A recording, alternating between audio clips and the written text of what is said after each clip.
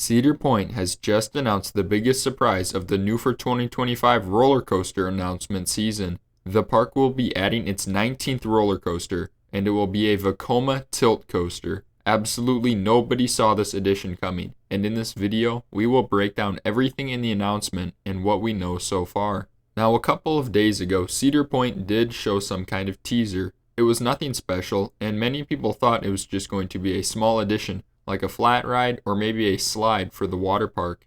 However, the park caught everyone off guard when they released this announcement. Siren's Curse will be a Vekoma tilt coaster, the second announced in North America, but will probably be the first to open. And it will not be a small tilt coaster either. It will stand 160 feet tall, reach speeds of almost 60 miles per hour, and have 3,000 feet of track.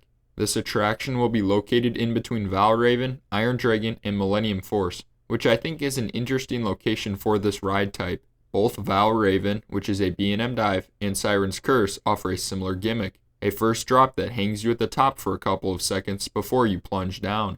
I'm not really sure why the park needs two of these literally right next to each other, but it's Cedar Point, so everything has to be over the top.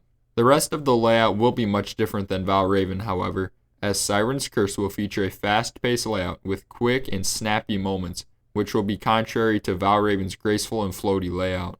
Now, it is also somewhat weird that Cedar Point is randomly announcing a new coaster that won't be open in time for opening day of next year, and I think we can figure out why. This coaster was originally supposed to be built at Six Flags Mexico, but the plans fell through, and now it is being built at Cedar Point instead.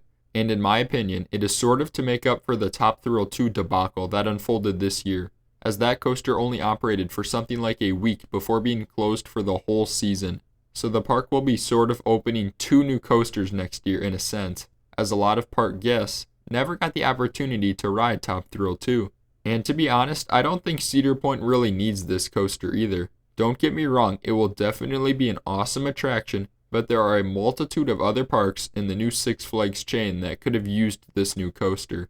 To me, this just feels like they wanted to cover up for the giant letdown that was Top Thrill 2 with a last-second edition of a coaster that was originally set to go to another park. Okay, but enough of that now. Let's dive into the layout. I do like that Cedar Point opted to go for a twisted drop on Siren's Curse instead of the traditional straight drop that the other two tilt coasters have. I think this will be a great addition to the drop and will differentiate it enough from Valraven. After the drop, the train heads through a non-inverting dive loop. This element starts as a normal airtime hill before twisting abruptly to the right back towards the ground.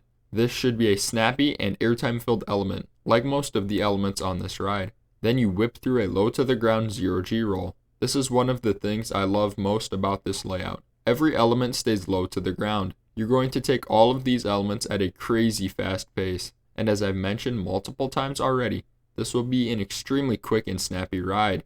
I imagine it will have a similar feel to perhaps Let Coaster, but not quite as intense. After this 0G roll, you traverse what the park is calling a high-speed triple-down element with a twisted and overbanked track. From the animation, it appears like it starts with an S-hill, straight into a sideways airtime hill, and then another drop into a tunnel. I imagine this will be one of the best elements on the ride, with the rapid-fire combination of laterals and airtime. After the triple down is a non-inverting loop that looks to deliver more airtime and laterals. Then another S-hill, which heads straight into the second and final inversion, another 0G roll. The animation cuts off immediately after showing this element, but the off-ride footage includes another turn and two more airtime hills before the brakes. Overall, I'm amazed at how much they were able to cram into this small plot of land.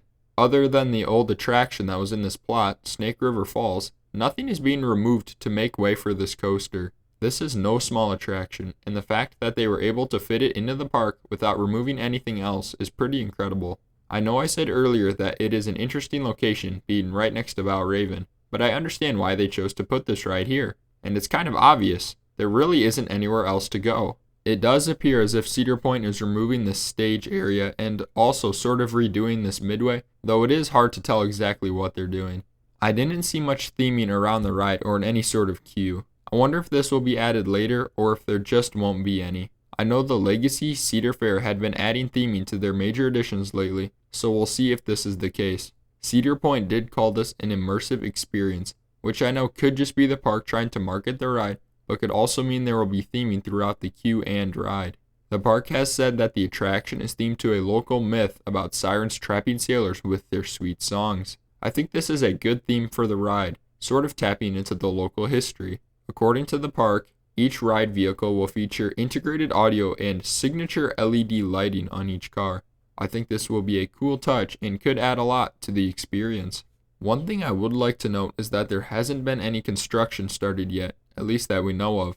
As I said earlier, this is partly why it caught people so off guard, as there was nothing to hint that Cedar Point would be adding its 19th coaster, let alone a large-scale Vekoma.